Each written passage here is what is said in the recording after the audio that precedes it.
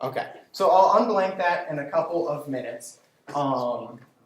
So what is object-oriented programming? So object-oriented programming is probably a concept you've heard about before. Hopefully you use it. You might not realize you use it, but it's definitely really important for making your programs maintainable, maximizing code reuse, and then just writing projects that people can go back and look at, and really giving your programs a logical flow.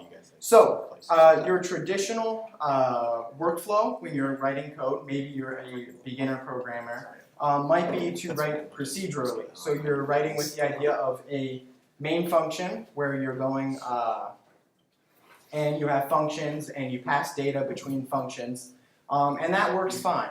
But when you start getting to larger programs and programs of scale, you're going to need something that's more maintainable, like I said, and can allow for better code reuse. Don't bother showing it. So that's where object-oriented programming comes in. And in a nutshell, object-oriented programming is the idea of taking your data and representing it in the form of objects. Objects that have behavior and attributes. So one example I like to use is animals. So let's say you have a dog and you want a program that represents this dog, and maybe this dog does something. Well, this dog is going to have certain attributes, certain quantifiable data, like how much it weighs, how long it is, how tall it is, and then it's going to have behaviors, things like barking, things like eating, things like sleeping, things like breathing. And so you could sure go ahead and write that procedurally, where it is writing a program that you have a main function, you have a couple of parallel arrays for each dog you have, and then you write functions called dog bark and dog sleep. And that works, but let's say you start needing to bring more animals into the picture and a ton of dog items. It gets really unorganized, and for somebody else to come in and look at your code, it starts to get difficult. So we bring in this concept of objects, and objects are really like blueprints for what you are building. Like I said, it's going to have attributes, it's reusable, and it's flexible, so it allows for maximum code reuse, and that no matter what type of dog you have, maybe you have an Australian Shepherd, maybe you have a wiener dog, they all have similar bark functions and things like that. So you can reuse that code and store the data in your program in a reliable way. So it leads to this object-oriented programming workflow. You can see that. Yeah, I know, but it's still in the video. Yeah, where you have separated code, it's easy to come in, and each object does one thing or represents one thing and then does just that. And it makes your code maintainable and reusable. So before I move on to polymorphism, did I miss anything in there? Do we have any questions? Okay, so we're going to do an implementation after I talk about some of this overview, and some of these concepts might be a little bit more clear then. So, click. There we go. All right, so polymorphism is kind of an extension of object-oriented programming, and it takes these ideas of code reuse and maintainability and really just takes it to the next level. So if you're not familiar with polymorphism, I like to describe it as, let me read this because it's the idea that building code that can take on a number of definitions, often based on an is-a relationship. It's not what Wikipedia says. Wikipedia says it's the provision of a single interface to entities of different types, which I think gets a little bit of a mouthful. Polymorphism is the idea of building your code, building your objects in the way that it can allow for maximum reuse. And going back to that animal example, we know that dogs are animals, and furthermore that dogs are mammals. So let's say we had a pet store, and we need to have a programmatic pet store. We need to represent fish, we need to represent cats, and we need to represent dogs. Well, all these things are going to have some things in common. Like they're all going to breathe, they're all going to eat, and they're all going to move.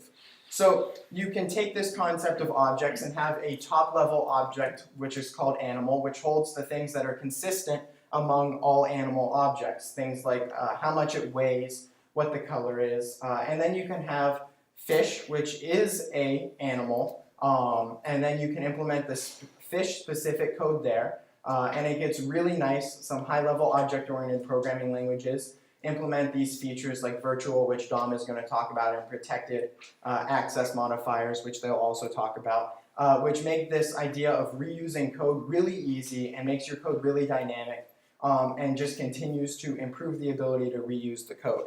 So let's say you then have to represent your cats and dogs programmatically. Instead of having a dog object and a cat object and not having them related at all, you can take your animal and you can make a mammal object. And so being mammals, dogs and cats are going to share some things. So instead of writing if the fur on both of those classes, you just have mammals have fur and mammals, I wrote something else, but I don't remember. You guys all know what mammals are, that don't share with fish. And then your dog and your cat can extend that mammal because dog and cat is a, or are, in the case of two, mammals. And then you can implement the specific behavior and the specific attributes for dogs and cats on their specific classes. And they'll talk about the actual implementations of this. But all this does is it keeps making your projects, as they grow bigger and bigger, allows for maximum code reuse and readability and makes the ease of understanding a lot lower than the alternative, which in the case of our programmatic pet store is a lot of arrays where you just need to know where data is or redundant data that could definitely be represented better.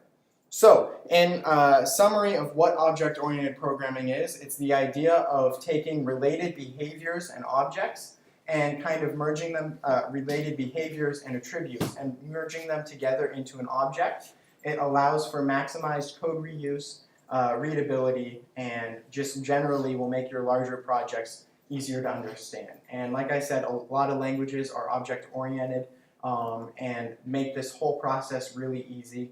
And give you some really powerful features when you write your code in an object-oriented fashion. So before they move on to a discussion of how these things are implemented in C++, does anybody have any questions about the theory or why you might want to use object-oriented? No? Okay.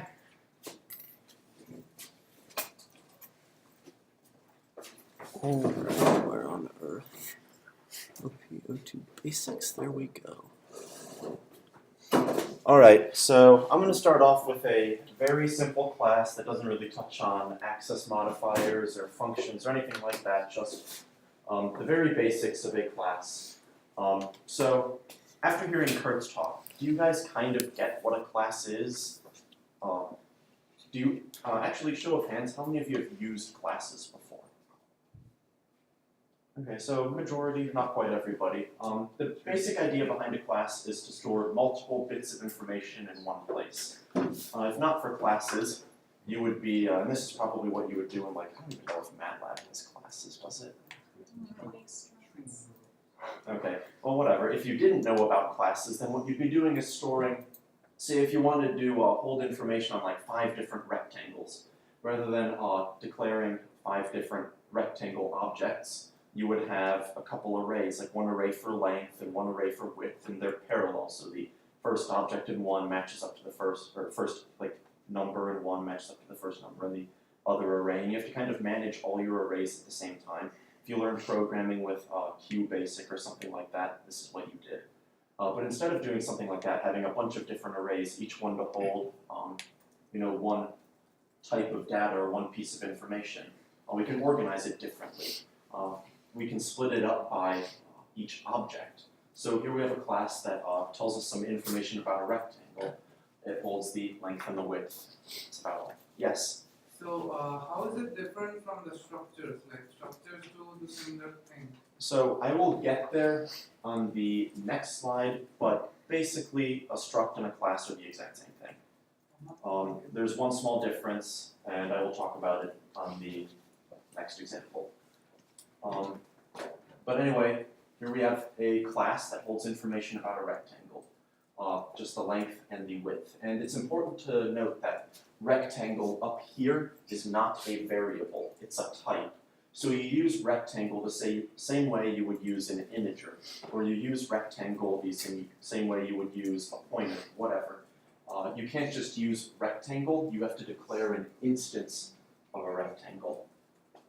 So anyway, after we've declared that instance of rectangle, we have an, oh no, I capitalized this R. It's actually called lowercase r. So it basically works the exact same way as having an int that you might have called myInt. You can modify it, you can read information about it, whatever.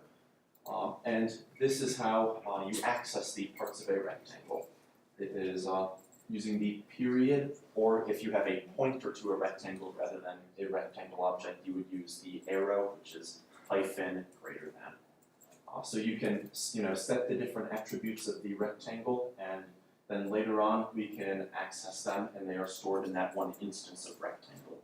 It's important to note that information is not shared between instances of rectangle, so I could right here declare a rectangle Q and set its length and width to say 6 and 7, and the output of this would not change. It would still say 3 and 4. You have separate instances of the same class.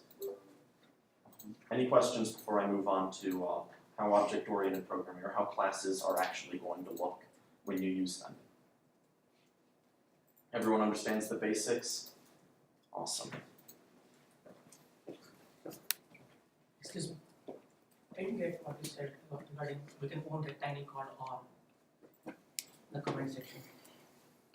So, do you understand what this line of code is doing? Yes.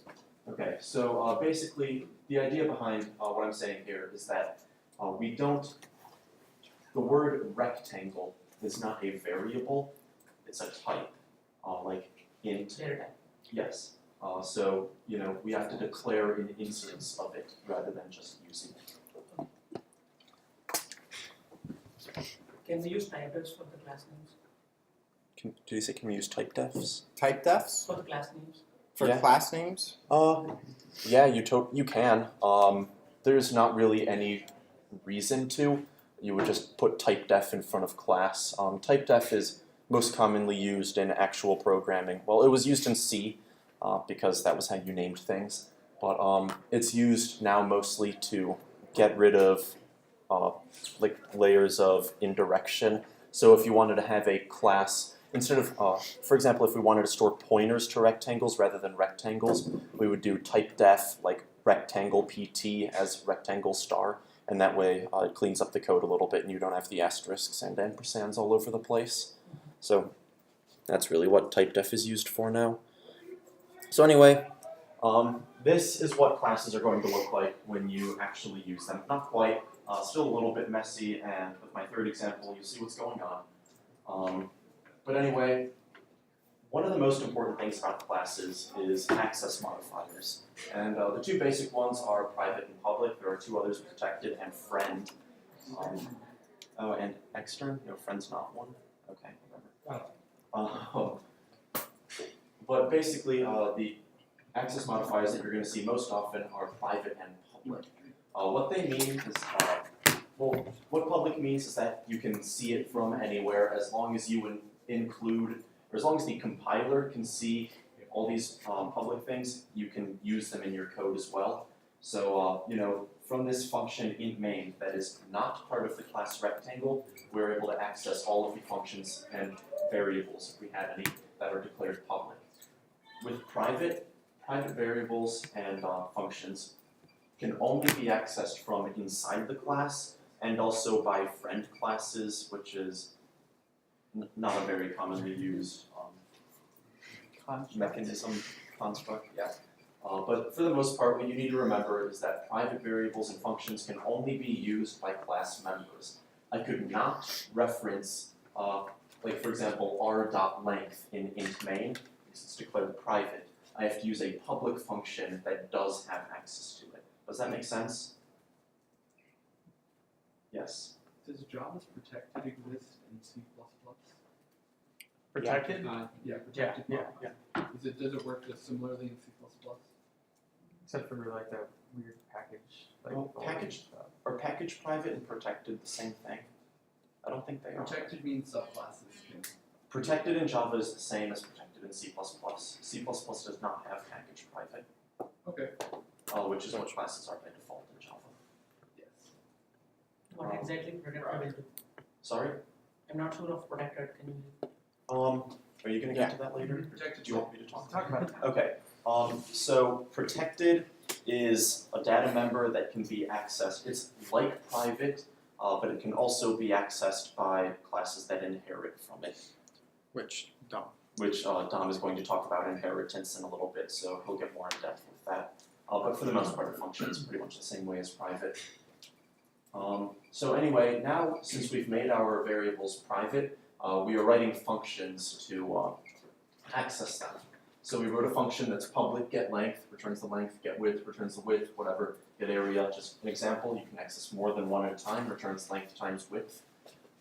And also we have setters. This is the set length. It takes an integer and sets the length of the rectangle to that integer. Same with set width. Do those make sense? Do you guys understand why we use those? Cool. So anyway, next concept I want to talk about, and this is something that pretty much if you're writing good code, you are always going to write this, is a constructor. A constructor is something that gets called when you initialize the class. You can also write different constructors that don't get implicitly called, you explicitly call them. For example, if we wanted to give our constructor arguments, rather than setting the length and width to 0, we could make it take 2 ints and have the constructor set the length and width to those integers. But you know, for easiness' sake, we'll just have this default constructor. When you declare a rectangle, or any class, the default constructor, which is the constructor that takes no arguments, is called unless you specify another constructor to be called by passing arguments in when you declare it. So what happens right here is that as soon as we have an instance of the object rectangle, which for us is R, it has these attributes length and width set to 0. If we go back to the earlier example, when we did not have, oh my god, I can't click. There we go. So right after we declare rectangle here, since we don't have a constructor that initializes its data members, if we tried to call length or width, it'd be some strange behavior. It would either tell us that it hasn't been initialized or give us some useless data. But you cannot access the length and width of an object, or of this rectangle object, before they've been initialized. So that's the purpose that the constructor is serving here. So anyway, if we were to run this, we would see that the rectangle does have an initial length of 0, and we can run it afterward just for the demonstration. But now, since the length and width of the rectangle are declared private, we can't access them directly. What we did do was declare functions to modify them. So now r.setLength, r.setWidth, and we pass in the arguments as you do with functions in C++. They are accessed the same way as, functions are accessed the same way as data members, except parentheses is what demonstrates that it's a function. So then anyway, after we've set the length and width, we can display them or return them, get them, using the getLength, getWidth, and then the getArea functions. Do you guys understand how this works? Is this clear, or is there something that's totally missing? Just want to make sure we're all on the same page. Why make the variables private? So the reason for making variables private is, although it doesn't actually provide like security benefits in terms of like hacking and stuff like that, it lets you define who gets to access something and when. For example, you might want to just totally forego the set length and set width. You might have an object that you want defined completely at initialization and never modified. So that would be a prime example of why you would hide some of the data under private. Do you have any other good examples? Not really. Yes. On your constructor definition, couldn't you just, or can you do like int length equal to 0 in like the parentheses to like define a default value without actually writing any of the code in, like you would in a function? So that what you're thinking of is No. He means default parameters. default. Yeah. Okay, Yes. so that's explicit. Did you go for that? Uh, Okay. you can talk about the I did initialization. Okay. So yeah, you can have default parameters, like the way you said in the function declaration. In the parameters, set it equal to something. That's totally viable. I think that's a little bit unusual. I think for whatever reason, most people use initialization lists when they declare a class. And then of course we also have a destructor, which is it's probably important to note this, the constructor for a class is always the name of the class. The destructor for a class is the name of the class with a squiggle in front of it.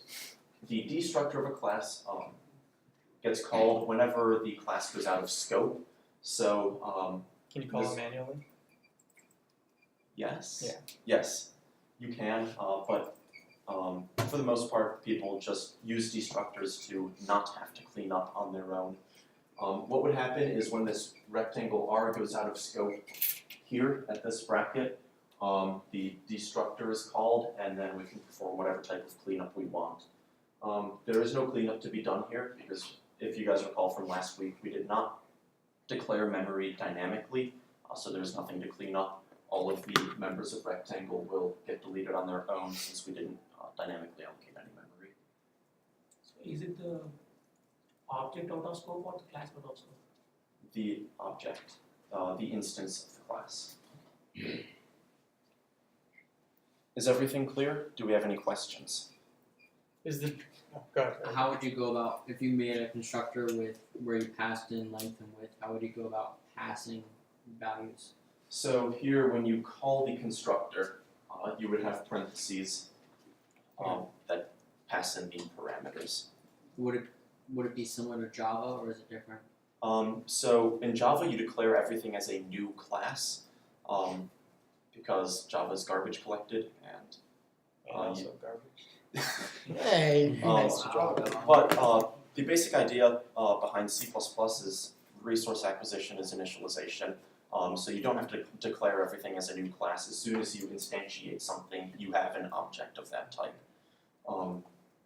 So you can do the new class declaration. If you were here last 2 weeks, last lesson, you would have seen the dynamically allocating memory using the new keyword. For declaring a new rectangle, instead of just having the semicolon here, we would have rectangle R equals new rectangle, and then parentheses for the arguments of the constructor. We don't have any, so it would just be open close. Does that make sense? Yeah. So if you do it new, you'd have to delete it later on. Yes. Just clear the memory. Yeah. Otherwise, you could just put parentheses right after the R and before the semicolon. You can do that now. Yeah. Yeah. Okay.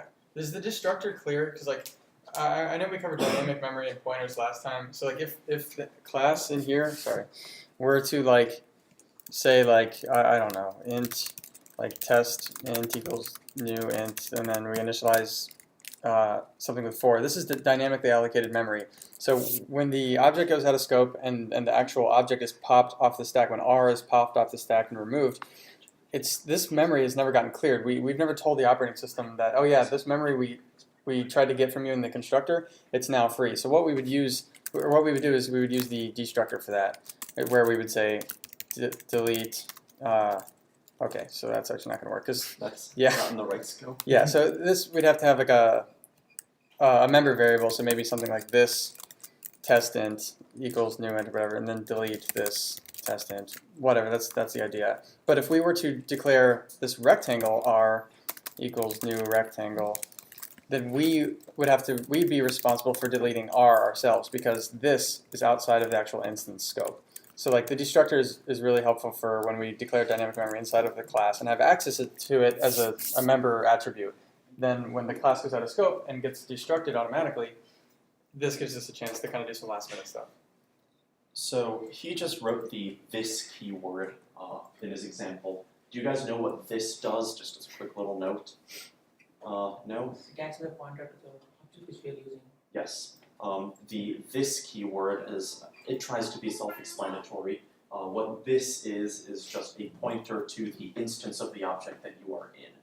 So rather than referencing length equals 0, width equals 0, you could do this length equals 0, this width equals 0, or in set length you could do this length equals L.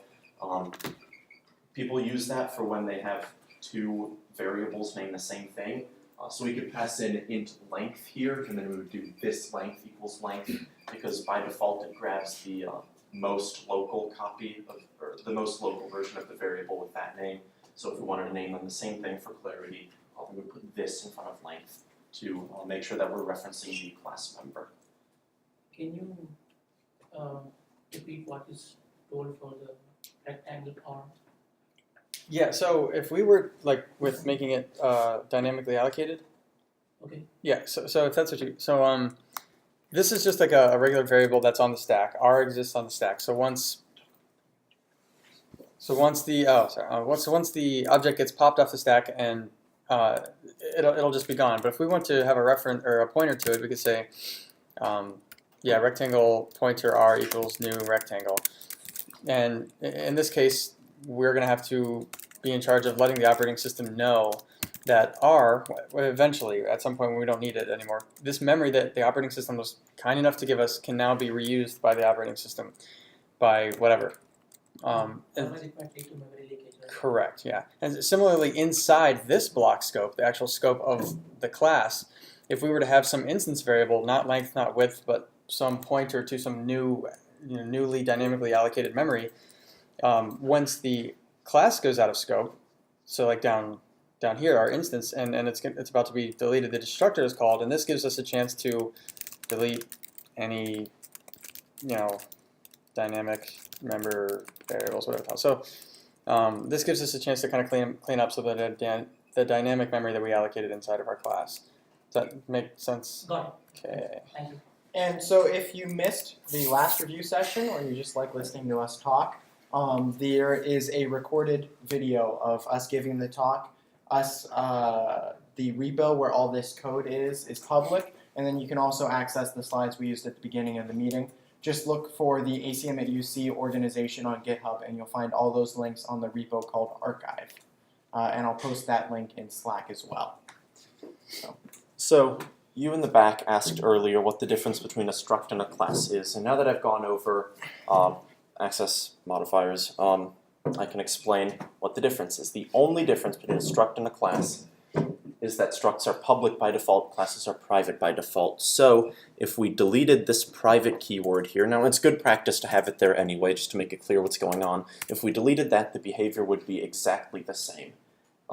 If you do not have a public or private or protected declaration in a class, it's going to be private by default. In a struct, it's going to be public by default. Freaking Command Z. Okay, you know what? I'm not even going to try. Well, I tried and it did Command A instead because I pressed A. But anyway, Oh, that's weird. yes, What's the convention between using a class or a struct? use classes. Easy answer. Yeah, you use classes. Structs are, and I guess you could use a struct if you're just trying to hold data really quickly or something, but for the most part, you shouldn't really be using structs in C++. Of course, C did not have classes, it had structs. So Classes are pretty much just structs under the hood. Yeah. With some fancy stuff on them. you can declare functions and all that on structs, but people use classes now. So now the next thing I'm going to talk about is how you should actually structure your program when you're working with object-oriented programming. This is what we have here is going to accomplish the exact same thing that the second program did, but it's going to do it with better form. Even though we split it up into 3 files and it might be messier to read, this is how object-oriented code needs to be structured when you are actually working on things, working in industry, and your professors are probably going to want you to do it like this. So we're going to start with rectangle.h. This holds all of the information about the rectangle with one notable difference. We don't declare the functions in line. Declaring the functions in line, like I did in the last example, is something you can do, especially with short functions, and it's okay to do with short functions, although some companies may tell you, according to their coding standards, that it's never okay. For the most part, your compiler will actually inline functions on its own. Inlining functions, if you're using a very old compiler, which means writing the function, the definition of the function, the same place it's declared. Like right now we're telling the compiler that set length exists, and we promise to do something with it, but we can't guarantee what it's doing at the moment. Writing the definition of the function in line can make it a little bit faster to access. For the most part, it doesn't matter, and it's kind of bad practice to inline them.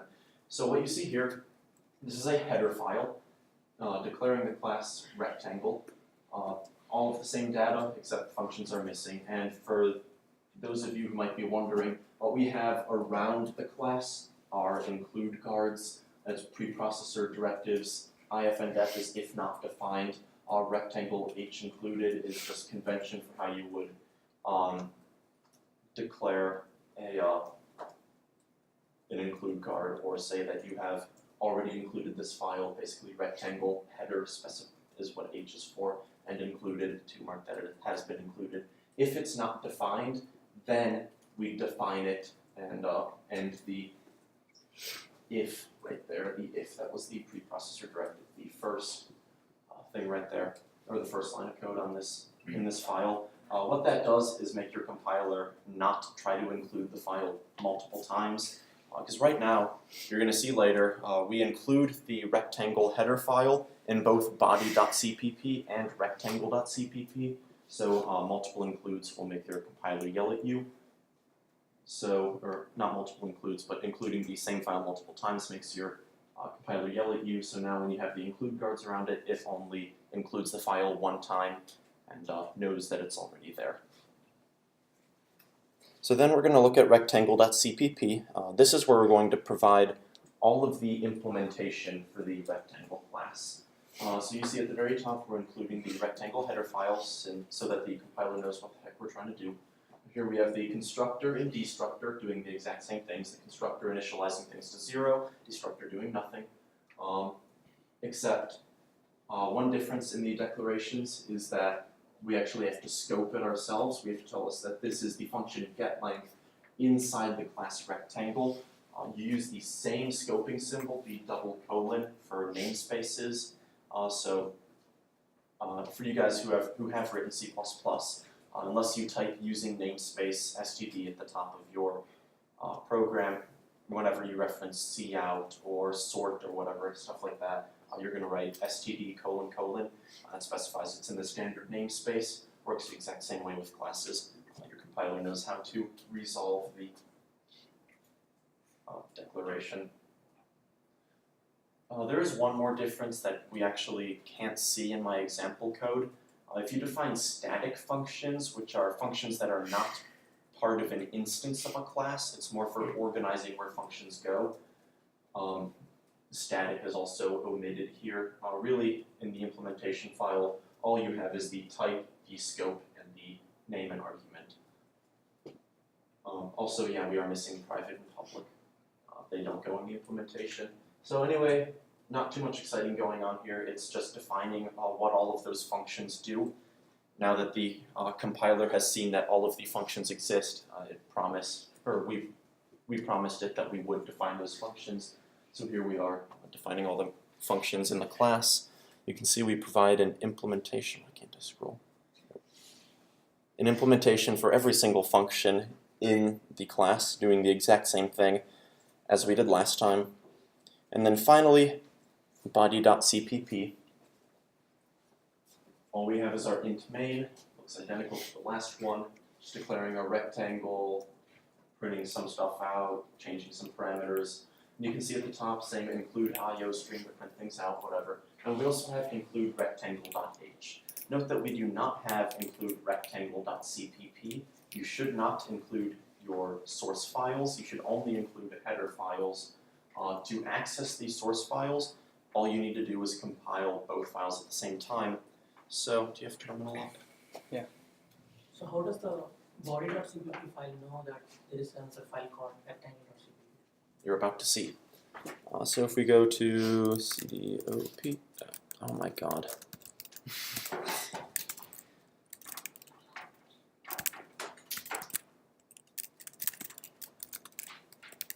Moving to a new keyboard's the hardest thing. So anyway, right here we're in the directory where we're holding the rectangle.cpp, rectangle.h, and body.cpp. To tell the compiler to compile both body.cpp and rectangle.cpp, or to tell it that we do have implementations of all those functions that are in rectangle.h, all we have to do is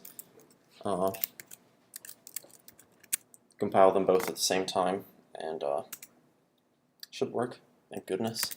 And here we have our output file, a.out, the default, and like we thought, the initial length is 0 after the constructor is called, but we haven't modified anything. The length and width of empty rectangle are as we set them, and the area makes sense 3 times 4. Any questions on separating the files or anything that I've gone over during this whole talk?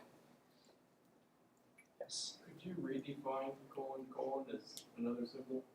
I think that's one of the operators you cannot overload. Yeah, there are a couple operators you can't overload. There's the indirection, scoping, and not sure what else off the top of my head. You're not allowed to touch it.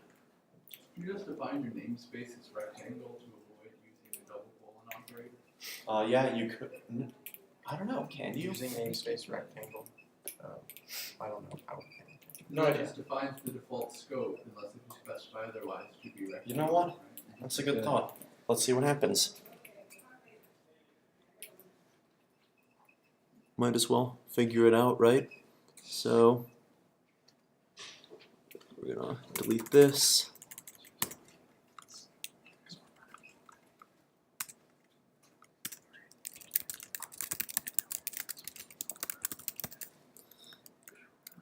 Command S, right?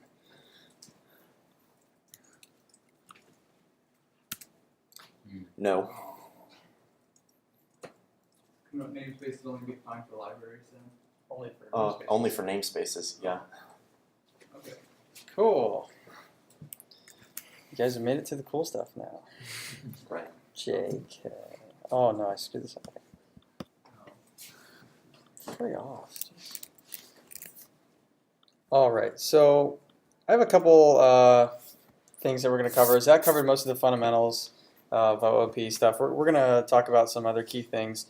But number one, I have a basic example of the initialization list, or the initializer list in C++. So we saw in Zach's example here, where all we're doing in the constructor, we don't have any other logic besides simply initializing some of the variables that we declared private in our class, right? So we have a length and a width, and then in our constructor, we're just setting them.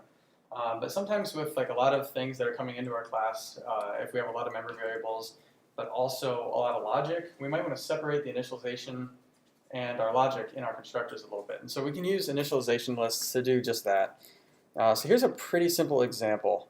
So I want to. Oh my god, those brackets. Yeah, shut up.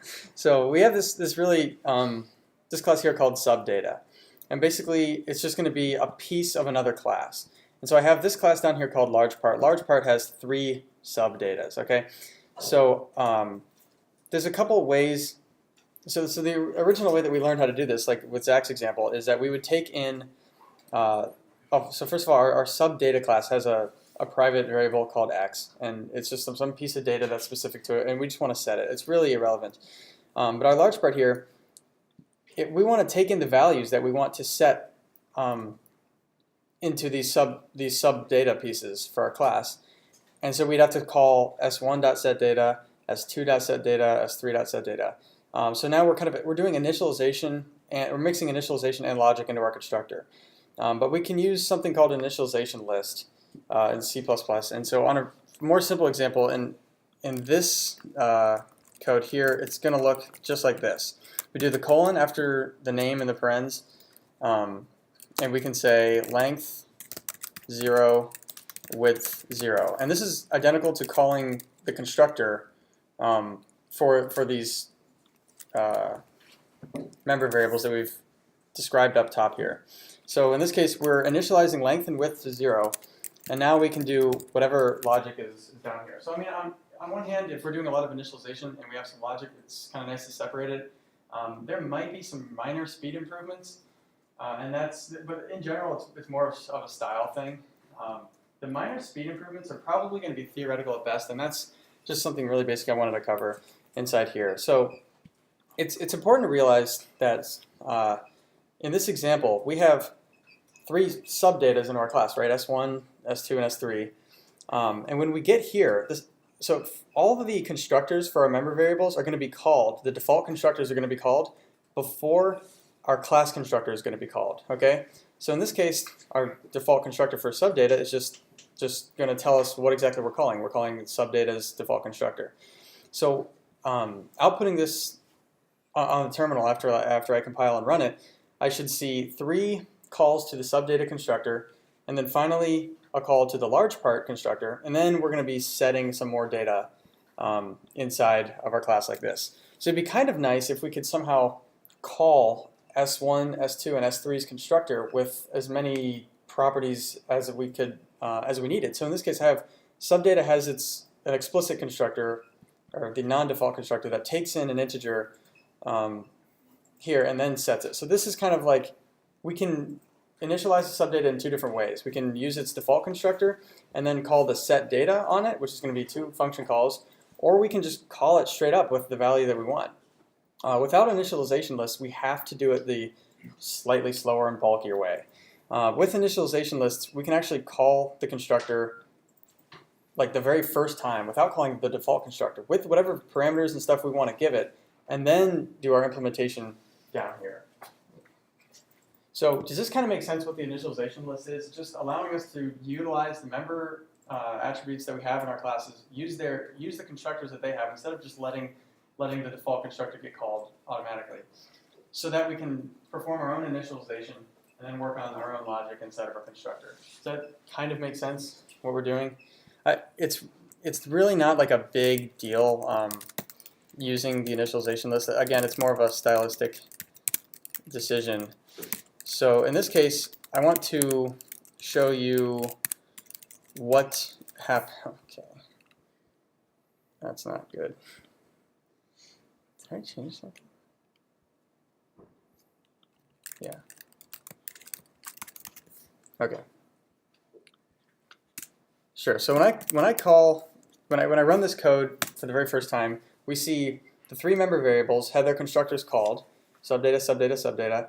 Finally, we call the default constructor of our larger part, the class that uses these bits of subdata, and then we call setData 3 more times. So we kind of have a useless default constructor call.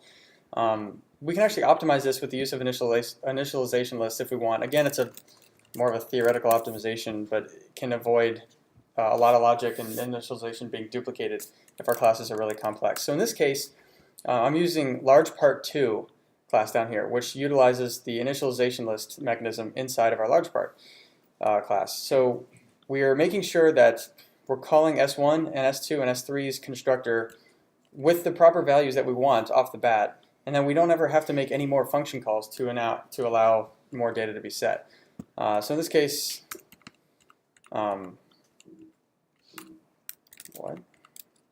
So in this case, the slightly optimized version, we're actually going to be calling subdata's constructor that takes in an integer, not just the default one, 3 times, and then finally our class's constructor is called. So we're not calling the default constructor, calling our constructor, and then doing initialization inside. We're now just doing it all in one fell swoop, as it were.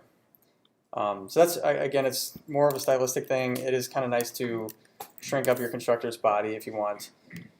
But on to some other stuff. So Kurt touched on inheritance briefly when talking about OOP and some of the fundamentals behind it. So if you had like a generic animal class, we could use that class to store kind of like all the information that every single animal is going to have in common. So I don't know, name, weight, things like that. The real basic stuff that they're all going to share. And then if we have like a zebra and a lion, we don't have to duplicate the logic or the data associated with the basic things that they all share in common. We can just make specific animals responsible for their specific attributes and logic. So in this case, I have a really simple example of inheritance.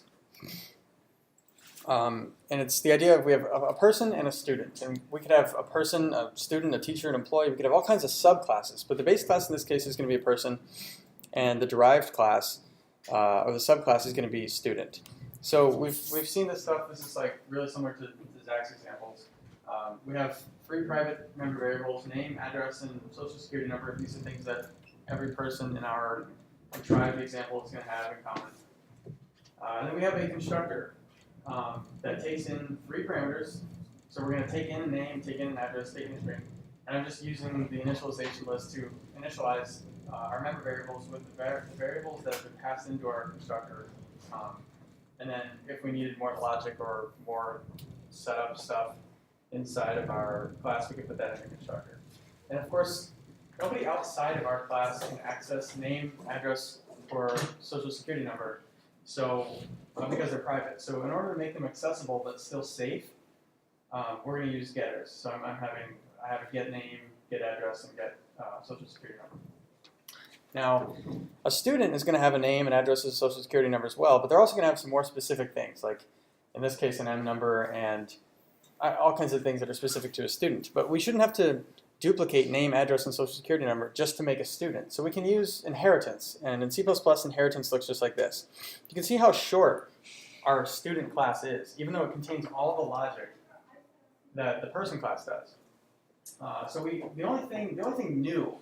Oh, well, first of all, let's talk about the inheritance syntax. So we have class student : public person. So this means we're going to publicly inherit from the person class. So there's different types of inheritance. In this case, public inheritance means that everything that's public in the base class person is now going to be public in my class. Everything that's protected in the base class is going to be still protected, and everything private I'm still not going to have access to. So it doesn't make anything less secure. It just kind of transfers it down the line. And so we're saying student is going to inherit from person. And in this case, the only thing new we introduce is an M number. And then we have some public things like the regular constructor, which is kind of a mess because I only used initialization lists. So in this case, it takes in a name and address and a social security number, which is what a person needs, and an M number as well. And so we can actually utilize the base class constructor inside of our initialization list. So we can say, okay, we'll call the person constructor with these three things.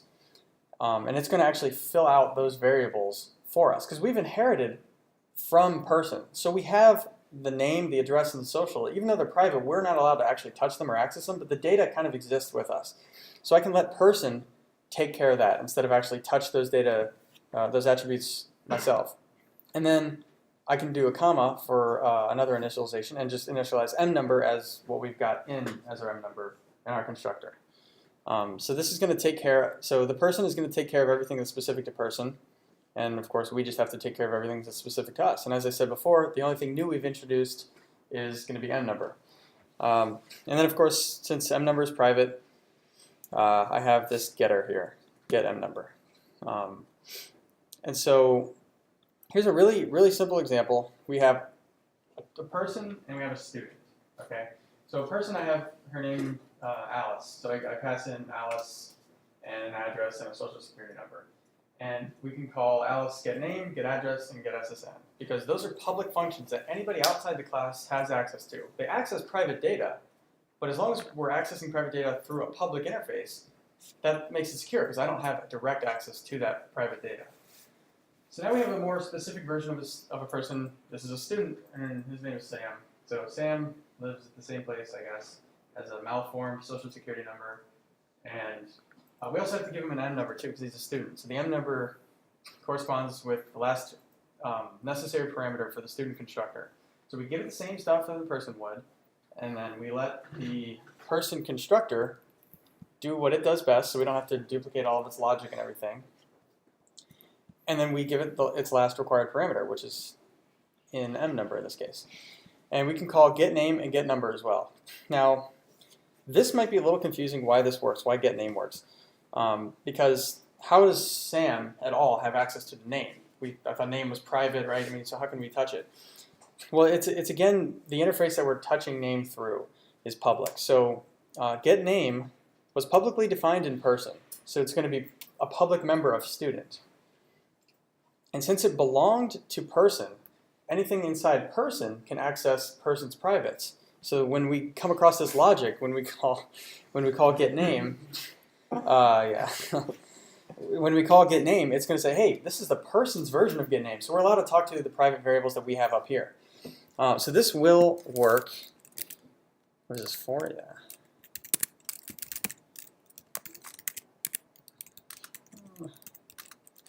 I like to name the binaries. I don't know why. Okay, so when I run it, we have Alice's name, street, and social security number. And then for the person, I just called their name so we could verify, and their M number in this case. So you might think, oh, okay, that means I could probably just say string get name this return, is it just name? I think, yeah, this name. this is identical to this function here. We're just duplicating the logic, right? But now we've defined a getName inside student, okay? So student is going to try to touch student's name, but the name doesn't belong to student. It has it in its memory, but it's really person's name. So when I run this, we're actually not going to be able to compile because name is a private member of person. And so when we call getName on student, it's really calling the student's version of getName. So it's kind of disallowing access to this private. And so this is easier to see when we talk about the very basic theoretical memory layout of the person object, or sorry, the student object. So we have a student. In this case, his name is Sam, and it inherits all kinds of stuff, right? So, but it inherits them with information about where it inherited it from. So in this case, we get person name, and it kind of keeps track of how it can be accessed, and we get person SSN and all kinds of stuff like that. But we also get public person getName and everything else that comes with it. And then we have student's M number, and then we have student's getName, okay? So the idea is that we not only know exactly what we have, but we also know where we got it. So the compiler is going to keep track of this information. So when I call, let's assume this wasn't here, when I call getName, it's going to say, oh yeah, we do have getName. It happens to be person's getName. GetName accesses a name, which is a private variable, but it's person's getName, so it can access person's name. No big deal. The second we add student's getName in here, this is going to try to access the name property, which is not a part of student, it's a part of person. So it's actually not going to let us do it. So it kind of keeps track of where this stuff's going on in the object's memory layout and where it got the information. So the information still exists. It still has a name, an address, and an SSN, but we can't touch it because we're not that same class. Now, if we wanted to touch it, there's another access modifier that we haven't directly covered, and it's called protected. So if I wanted these elements to be accessible from the base class, but still not accessible from like inside main here, where I'm like actually touching like raw data, then I can use the protected keyword. And this is going to let the compiler say, hey, anybody who inherits from me can touch these private-esque variables, but it can only be me or someone that inherited from me. It can't be just regular old consumer of my object. So with the protected keyword, I can duplicate this logic no problem down here, because it's going to try to access the name property from student getName, and student getName is going to have access to person's name because the protected keyword gave derived class access to it. So in this case, we can duplicate all the logic we want and talk to any public or protected variables we have, and this will compile no problem and work just the same. So we're calling this getName specifically when we call student's getName, because we've overridden it, we've defined it ourselves. Does this kind of make sense in a general idea, the general idea of inheritance and the protected access modifier? Is there any questions about anything that's unclear? Yes? Is protected at all similar to static? No. Do you want to elaborate on that? Yeah. So do you see what protected is doing? Do you kind of get what it's doing? Not exactly. So you remember back when he was working with, it was all private, right? And he tried to compile the example where he had a getName function on the student class. It didn't compile because the getName function on the student class can't even access private members of the person class, even though that student is inheriting from the person, and really it is an instance of person. The function on student could not access the private member of person. What protected did was make it so that the method on student could access the data member on person. Yeah, so when I can now, inside my student class, talk to this name, this social security number, this address, and it's going to say, oh, can a method from student access this attribute on person? And it's going to say, well, it's protected, which means it can only do it if student inherited from person, and that's exactly what we're doing. So it's going to allow access through the subclasses of these sort of once private variables. Down here, if I were to say sam.name, this is never going to work, and this one won't compile because name is private. So in this case, we're going to say, oh yeah, name is protected. Name is protected member of person. And so anybody outside of the base class can't touch it. In this case, we are outside of the base class or the derived class, so we're not allowed to touch private or protected variables inside. Does that make sense? Do you know what static does? Yeah, I thought it was. Static makes it so that you can't instantiate it. It's only available within that scope or within that file. No, not quite. When you have static on a member of a class, it means that you cannot instantiate that member of the class. So even if you instantiate a class, if it has a static variable, that instance of the class doesn't have an attribute with the name of that variable. You have to access it using the normal scoping modifier, the double colon. So for example, he had rectangle. Each rectangle had its own length and its own width, right? But what if all the rectangles They wanted to know their name or something. what if every single rectangle wanted to belong to the same table or something like that, right? Every single had the same table that they were sitting on in common. So we wouldn't want to have a single table for every single rectangle and just happen to have them all the same name. Instead, we can actually just make it one time. Make a static rectangle table attribute, like a string, and every instance is actually going to share that attribute. It's not going to have its own instance of table. It's going to be actually sharing the one. It's instantiated only one time, and How do you access that? they all share it with the double colon operator. Yeah, with the double colon operator, the same way. Well, I'll show you. Is it functionally somewhat similar to just using a pointer underneath? No. No. It's the idea that no matter how many rectangles you make, there will only ever be one instance of this piece of memory. So if they do like the table like they talked about, we could make 1,000 rectangles, but that one string wouldn't be replicated for every single rectangle. That means you can't ever modify it. But it also is going to save you a lot of memory in the long run when you make a ton of those objects. So say I wanted rectangle to be able to know how many other rectangles were created.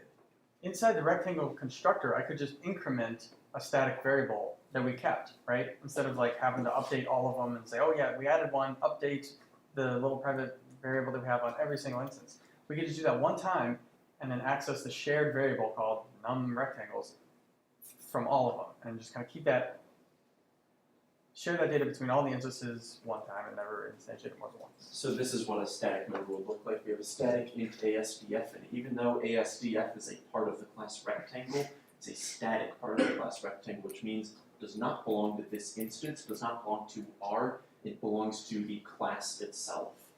Also, that is how you access it. And then, yeah, so Can I access it using R also?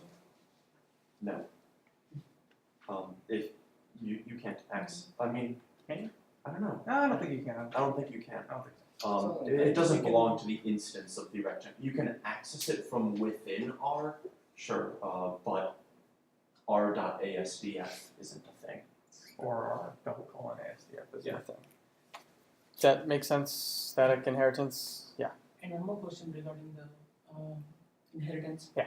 Like you wrote the new function called GetName in the student class, right?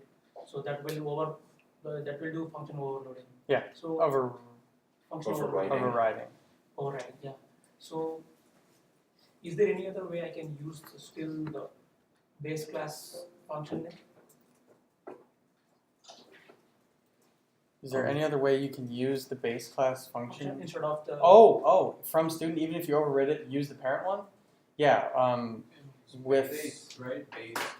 yeah, so you would do how that works. It's a cast. So, where were we? But Was it 01 or polymorphism, 02? that's still never gonna with virtual. Yeah. LOL. So, basically, if you wanted to access the person.getName, you could just do person here, right? Yeah, We have to put is there another way parentheses to use this? after the same too? Not that I know of. What? We get to put parentheses after the same too. You don't have around to. It, No. Look at the dot. Okay. You do not have to do that. Yeah, so as far as I know, you would just have to cast it to a person and then use the object. Yes. I don't know if there's another way to do it. I feel like there is, but maybe not. Yeah, there is another way. I think there is, because if I had like ambiguous, so say I were to inherit from two classes and they have both base classes have like the same name function, I think I could say Sam like some base class dot get name. So I think I could say maybe not, but I think I could say Sam person, yeah, person get name. I could be wrong. Let's see if it works. What is this? 03 still? 01. But oh yeah, 03 initialization. It's Oh wait, is it? it's It's inheritance. Yeah, it's inheritance 01. okay. 01 though, yeah. Oh yeah, because Sam is not okay. Maybe not. Yeah, I don't know. I feel like I've seen it. Okay, I'll look into it. I feel like I've seen something like that before, where you can disambiguate given an instance. Because I know that's how you can disambiguate in the diamond problem. Oh well. So does everybody understand, or at least more clear on inheritance? I don't know why this is here. I just guess I was going to do another example, but any questions on inheritance? Okay, so polymorphism, the best way to explain it is it's like inheritance with more flexibility. I guess the best way to show why we need it is to show, or to explain what it is to show why we need it. So here's like some motivation, I guess. We have three classes, right? A class called employee, a class called salesman, which inherits from employee, and a class called programmer, which inherits from employee. So the generic employee is going to take in a base wage, and our base wage is, we're just going to set our base wage equal to whatever we take in, okay? So this is going to be how much they're going to get paid. And the calculate wage function in this case is going to just return the wage that we gave our employee. But salesman's kind of a specialized version of an employee, so they get paid 10% extra on top of their base wage. So in this case, we take in an input base wage and we let employee do whatever it wants with it. We're saying if you can handle it, you can do the initialization of it and everything like that. But our calculated base wage is a little bit different. We're going to override that function and we're going to return the base wage plus 10% of the base wage. Okay, so the base wage is just going to be the base wage plus 10%. And we're just, in this case, we're calculating it every time. And then we have another descendant of employee. This is the programmer wage. So we get paid the base wage plus 40% of our base wage. Okay, so again, we do the exact same thing. A double input base wage is that we're taking in. We're letting the employee constructor handle it and initialize it as our own class attribute. And in get calculated wage, we're just adding 40% to it. We're recalculating this value every single time. So in main, so polymorphism, I can touch on it later, but you can only use it when you're using pointers to your object. So in this case, I'm just creating new everything. And this is because how the virtual table works, but we can discuss that later. So in this case, we have an employee, a salesman, and a programmer. And I'm giving them all base wages of $100, right? We're taking in doubles. They all get $100.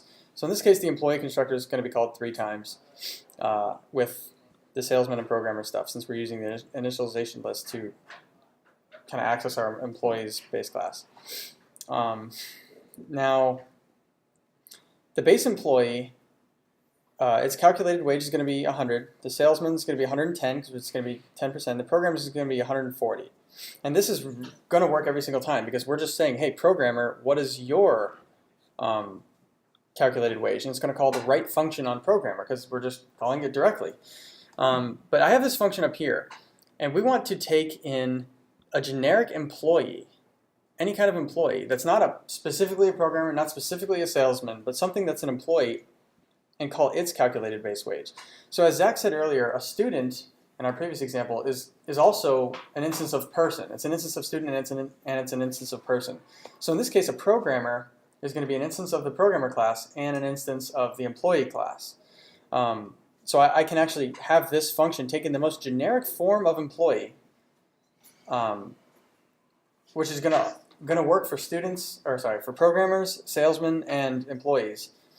And we are going to call the getCalculatedWage function on it. So we would expect to see, if we call this 3 times like I do right here, we would expect to see 100, 110, 140.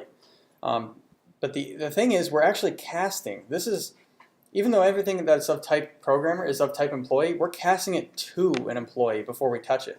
So technically, when we talk to it, it's going to be accessing employee's version of those methods.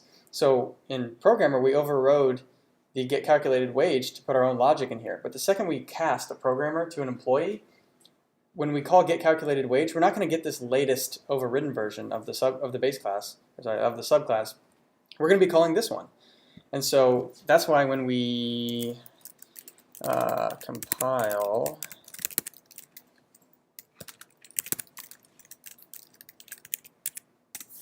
so we see our initial calls were 100 and 110 and 140. But when we call the function that we called that casts these pointers to a generic employee, when we call those, we get 100, 100, and 100 because it's calling the wrong version of that function due to the cast. Does that make sense? We're taking a programmer, which has all of its right stuff, casting it to an employee, and then we're cutting off all the things that are specific to programmer and salesman with that cast. So the cast allows us to get generalism, I guess, if that's a word, at the cost of like actual derived functionality. We're just losing. We're chopping off everything that's specific, everything that's been overridden and specific to programmer, and limiting ourselves to the employee class specifically.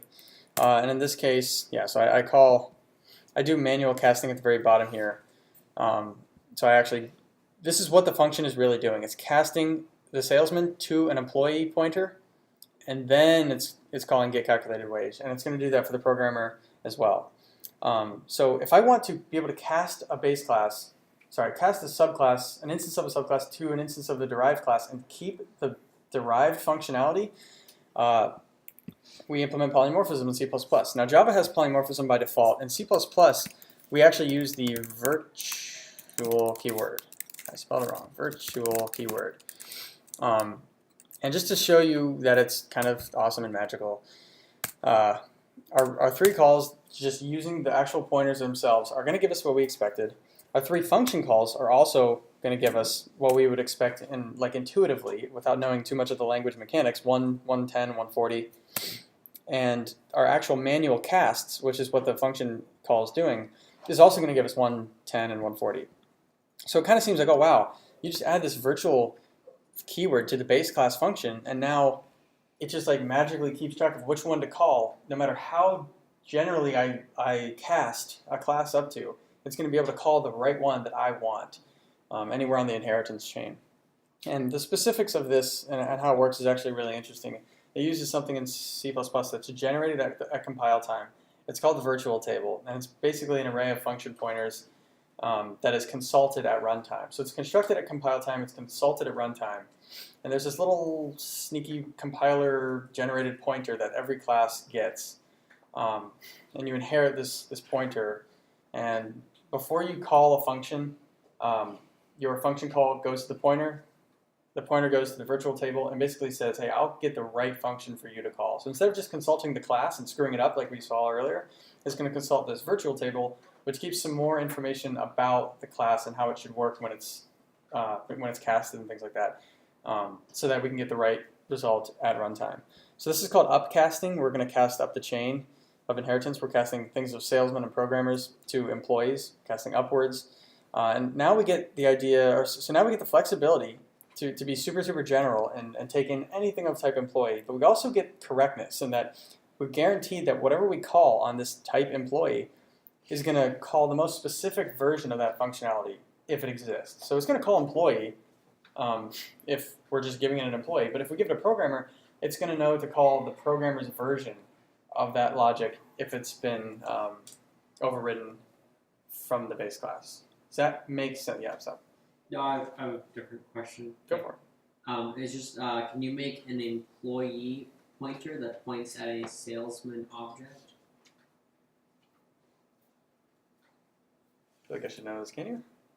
Yeah, it just casts it up afterward. Yeah. So like, Oh, so you see- can call the see- salesman constructor on an employee object. Yeah. Okay. Yeah, that was a good question. And like I said, in Java, everything's like the polymorphism is by default. You get this stuff for free. In C++, it's opt-in. And the reason it's opt-in is because it's kind of memory expensive. That thing I explained, the virtual table that gets generated at compile time, it's more or less like a copy of the class. So it costs kind of a lot to do this. And so in every situation, you might not need it. In fact, a lot of situations, you might not need it. So you might not always want it. So it's very much an opt-in thing.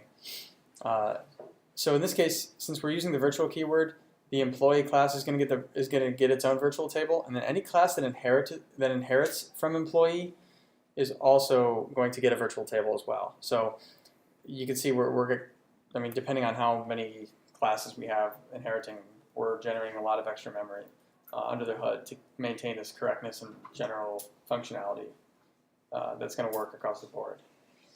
Does that make sense? Yeah. Anybody have questions? That's it. That's all I got. Okay. So, thank you everybody